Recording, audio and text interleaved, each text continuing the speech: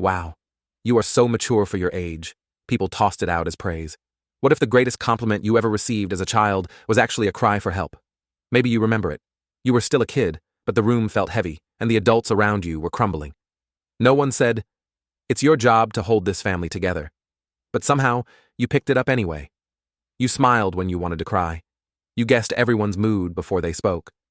You became the calm one, the fixer, the one who never caused trouble. And the world applauded you for it. But nobody asked the question that really mattered. What did it cost you to be that mature so early? It was the hidden role you never chose.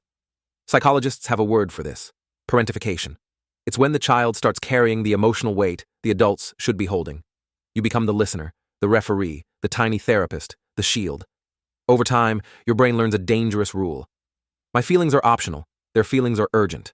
So you push your own needs so far into the background that you almost forget they exist. You don't vanish on the outside, you disappear on the inside. A polished version of you steps forward. The responsible one, the overachiever, the friend who always understands. Everyone sees that version and says, "You're amazing." But no one sees the quiet panic underneath. Have you ever wondered why being strong feels less like a gift and more like a role you're terrified to drop? When a child lives like this, the nervous system stops resting. It becomes a lookout tower. You scan for tension in voices, slammed doors, the way someone exhales. This constant alertness has a name too: hypervigilance. You don't relax, you monitor. You don't just enter a room, you measure it. Love starts to feel like a deal. If I keep the peace, maybe I'll be safe. Joy feels suspicious. Rest feels like you're doing something wrong. Is it any surprise that, as an adult, sitting in a calm, stable environment can feel more unsettling than the chaos you grew up in? Fast forward to your grown-up life. On the outside, you might look together, independent, reliable, always showing up. But inside, that overgrown child is still running the show. You might refuse help because needing someone feels dangerous. You might become the emotional support person in every relationship, but never talk about your own pain. You might chase productivity, achievements, and perfection because slowing down makes you feel worthless. These aren't random personality quirks. They're survival strategies. Brilliant for a child, brutal for an adult. And the darkest part? You might still be telling yourself, "It wasn't that bad. Other people had it worse. I'm fine." But fine is often just a polished mask over a very tired heart. Real healing doesn't start with fixing yourself. It starts with finally believing your own story. Shadow work and inner child healing aren't mystical trends. They're about turning toward the parts of you that had to grow up overnight and saying, "I see what you went through. You were a kid carrying adult-sized storms. You shouldn't have had to do that."